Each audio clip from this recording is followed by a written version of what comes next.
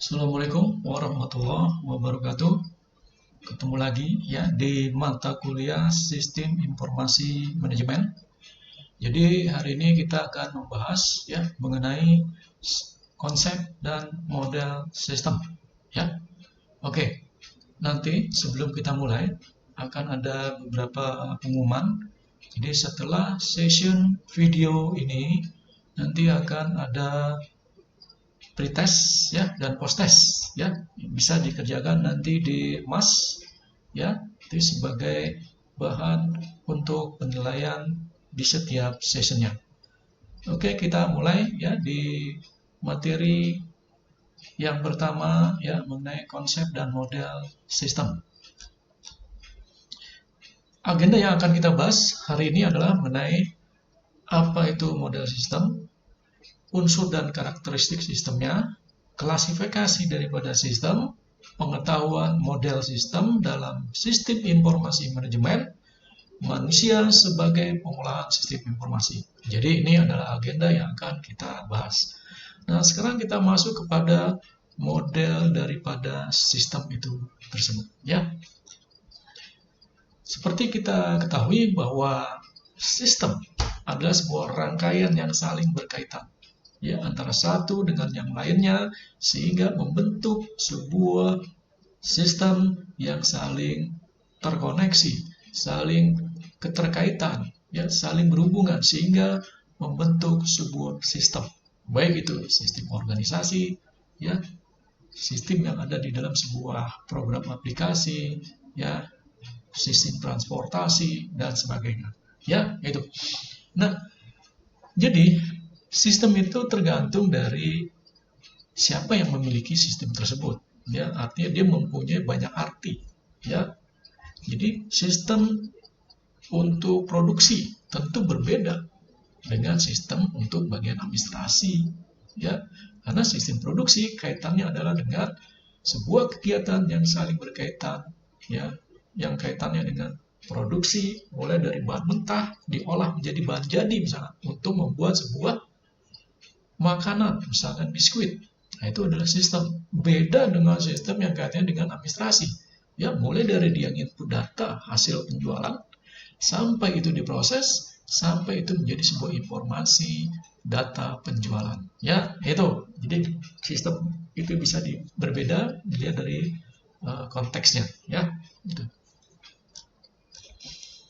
Nah, sekarang kita masuk ke model sistem itu sendiri ya, bahwa kita tahu bahwa model sistem itu secara umum dia ada input ya, ada proses lalu mengeluarkan sebuah output ya. Jadi kalau secara sederhana ya dapat digambarkan ya, sebelumnya sudah saya jelaskan itu ada input, ada proses, ada output ya di situ.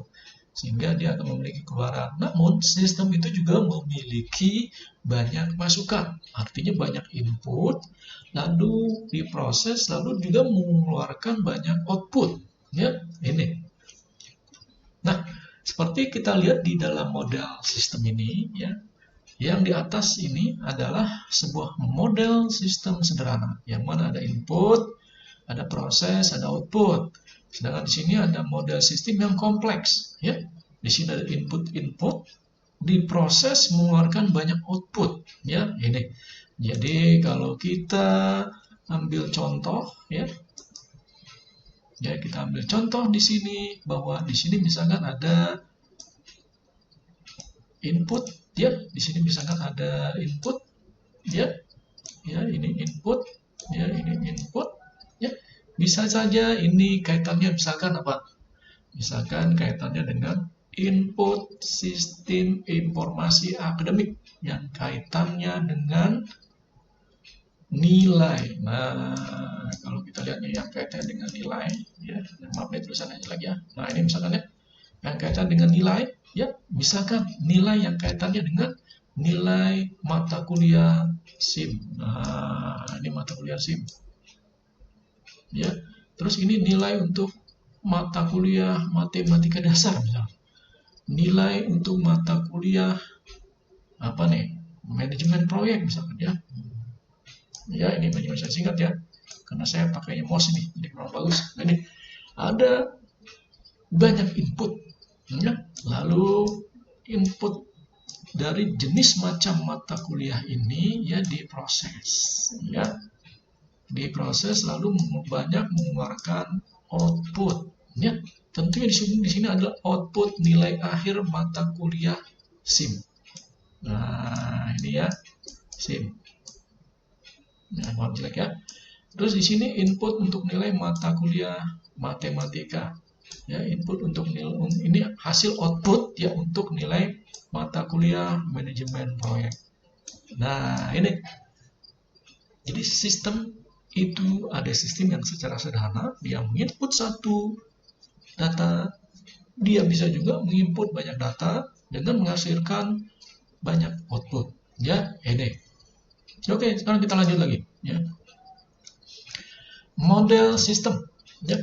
Jadi kalau kita lihat definisi dari model sistem itu ya, seperti sederhananya, saya lihat tadi seperti contoh tadi, itu adalah sebuah model sistem yang mana dia banyak input, lalu diproses, ya, lalu banyak juga outputnya. Tentu di pertemuan kemarin kita sudah bahas bahwa informasi itu banyak jenisnya. Ada informasi untuk low, middle, ada untuk low, ya, bagian operasional, operation, ada informasi untuk bagian middle, ada informasi untuk bagian high level, ya, atau untuk bagian pemegang putusan, ya, putusan strategis. Ya, ini. Nah, ya, sekarang kita kembali lagi. Jadi sistem itu juga berada dalam sebuah sistem, ada dia dalam batasan sistemnya, dia berada juga di luar lingkungan. Artinya sistem itu berada pada boundary, ya, ada di sebagai batasan. Di luar batasannya itu adalah lingkungan, ya, itu. Ya, ini harus dilihat, ya, harus dipahami, ya. Batasan sistem dapat dilihat dari batasan secara konseptual atau batasan secara fisik, ya. Nah, ini kalau kita lihat dari batasan secara konseptual seperti ini, ya. Nah, ini ada sistem, ya. Di dalam ini sistem, batasnya ini adalah boundary. Nah, sedangkan ini ada lingkungan, ya. Ada sistem, ada batasannya, ada lingkungannya, ya. Ini. Nah, sekarang apa contohnya, ya? Baik itu boundary, environment, ya, lingkungannya, ya. Kalau kita lihat di sini, ya. Nah, kita lihat di sini, ya. Di sini ada sistem, ya. Saya singkat aja nih, sistem. Sedangkan ini, ya, ya ini ya. Ya, ini adalah boundary-nya, batasan-batasannya, ya, gitu. Ya, nah, sedangkan di luar area ini, ya, nah ini ya. Nah, ini adalah lingkungan yang di luar sistem. Ya, contohnya apa? Ya, lingkungan atau environment daripada sistem ini. Ya, contohnya ya adanya undang-undang. Ya, nah saya sebut undang-undang ya. Adanya undang-undang yang membatasi, yang memberi pedoman agar berjalannya sebuah sistem. Misalkan undang-undang ketenagakerjaan, pajak untuk gaji pegawai, ya, itu undang-undang. Pemotongan gaji untuk jaminan ketenagakerjaan. Nah, itu adalah undang-undang, ya, atau lingkungan, ya, environment, ya, yang membatasi sebuah sistem, ya. Nah, ini ya itu. Jadi di sini ada boundary, ada batasannya, ya, itu. Ya, batasannya berarti dia berada pada sebuah lingkungannya itu bisa undang-undang, peraturan, ya, baik itu kaitannya dengan sosial, politik, ya, itu. Sehingga ini bisa juga mempengaruhi sistem, ya. Kalau kita membuat sistem kepegawaian, penggajian, berarti kan nanti akan ada batasan yang ada pada dalam sebuah lingkungan undang-undang yang dilakukan oleh pemerintah, ya. Misalkan undang-undang ketenagakerjaan, berapa gaji gaji minimal, ya, UMR ya, dari pegawai dan seterusnya. Nah, itu, ya. Oke, kita lanjut lagi. Ya, ini tadi ya model sistem. Jadi jelas bahwa beberapa sistem dapat berjalan di lingkungan yang sama, ya, dan dapat juga saling berinteraksi. Nah, tadi antara sistem berinteraksi dengan lingkungan menyesuaikan dengan peraturan undang-undang dari sistem ketenaga kerjaan. Ya, ini sekarang apalagi lagi ramai dengan adanya undang-undang cipta kerja. Ya, itu. Nah, sempat kemarinnya sudah mulai disahkan. Nah, sekarang ini masih ramai ya itu. Nah, ini contoh ya kalau kita lihat sistem transportasi. Ya, tadi saya sudah jelaskan mengenai sistem penggajian karyawan yang mana lingkungannya adalah undang-undang ketenagakerjaan ya. Nah, itu. Nah, sistem transportasi terdiri atas kendaraan, pengemudi, jalan, lalu lintas dan sebagainya. Nah, kalau kita lihat di sini ya, sistem transportasi ya nih. Ya. Nah, ini saya singkat ya, ini sistem transportasinya. Nah, ya. Terus yang ini adalah lingkungan yang mempengaruhi sebuah sistem transportasi. Ya, sehingga ya dalam sebuah lingkungan transportasi ya, dalam sebuah sistem transportasi ini tentunya dia ada banyak ya elemen-elemen input ya. Nah, seperti tadi sistem transportasi ada banyak kereta, ya, transportasi darat, udara, laut, ya, udara, laut, ya, darat, ya ini. Nah, sehingga ada input ya dari 3 transportasi diproses ya melahirkan sebuah output ya. Nah, itu yang melingkupi ya ini lingkungan transportasi. Tentunya apa lingkungan transportasi ini?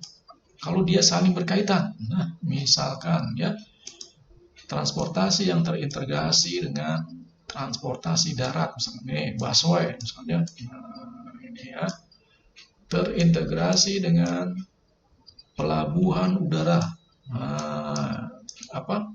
bandar udara ya, atau pelabuhan laut, ya, ini terintegrasi dengan ya laut, ya. Nah, ini pelabuhan udara, lapangan terbang ya, sorry. Nah, ini sistem yang terintegrasi dengan sebuah lingkungan ya, environment ya. Tentu lingkungannya yang saling berkaitan ya. Ketika dia naik sebuah transportasi darat ya, dia akan terintegrasi dengan laut, transportasi laut. Nah, sekarang kan sistemnya sudah terintegrasi ya, modelnya sudah mulai. Kereta nanti bisa dekat dengan halte busway ya. Ya, stasiun kereta, bisa dekat dengan pelabuhan misalnya. Nah, itu ya itu. Jadi kalau itu sudah masuk ke dalam sebuah sistem yang terintegrasi sehingga lingkungan ini akan saling berkaitan ya ini. Nah, itu ya. Oke, kita lanjut lagi ya. Sekarang kita lihat di sini. Ya, di sini ada model sistem ya. Di sini ada input ya. Ada subsistem lainnya. Terus di sini ada output. Nah, jadi ada input, ya, ada subsistemnya. Ya, nah, subsistem inilah yang merupakan bagian-bagian yang saling berkaitan. Ya, seperti tadi. Ya, busway dia memiliki subsistem apa di sini? Halte bus, ya,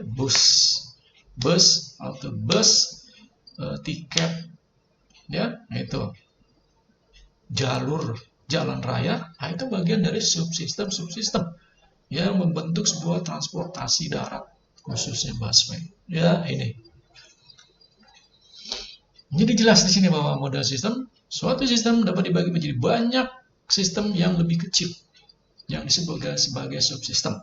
Subsistem juga dapat dibagi lagi menjadi sistem yang lebih kecil yang disebut sebagai subsistem. Proses pembagian sistem ini terus dilakukan hingga subsistem terkecil yang lebih kecil biasanya membentuk struktur hierarki.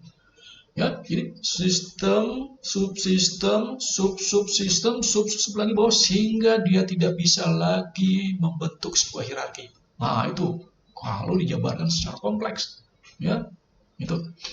Jadi kalau kita lihat proses subsistem tersebut, ya, bisa juga disebut sebagai proses dekomposisi sistem, ya, komposisi sistem, ya. Kalau kita lihat lagi ya di sini, ya tadi ya sebagai contoh ya subsistem misalkan ya di sini kereta api ya, nah ini ya kereta api ya saya singkat KA ya, kereta api komputer lain ya, nah kereta api komputer lain dia pasti akan punya subsistem ya. Dia akan punya subsistem ya, seperti struktur organisasi ya. Ya, komputer lain misalkan ya stasiun ya di sini Bogor.